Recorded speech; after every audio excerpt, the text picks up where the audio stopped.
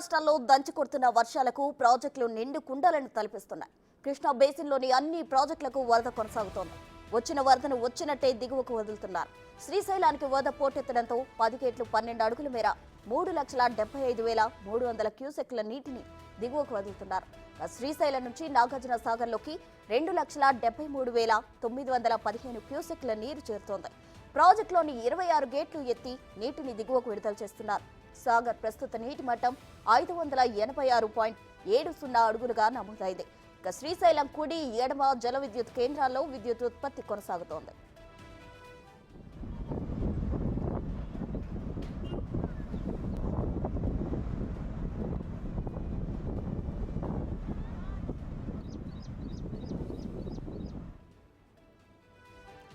ప్రకాశం barrage కు వరద కొనసాగుతోంది. 70 గేట్లు ఎత్తి 2,75,950 క్యూసెక్ల నీటిని దిగువకు విడుదల చేస్తున్నారు.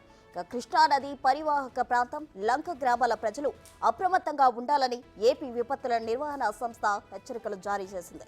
నాటు పడవలతో నదిలో ప్రయాణించొద్దని, చేపలు పట్టడానికి వెళ్లొద్దని సూచించారు.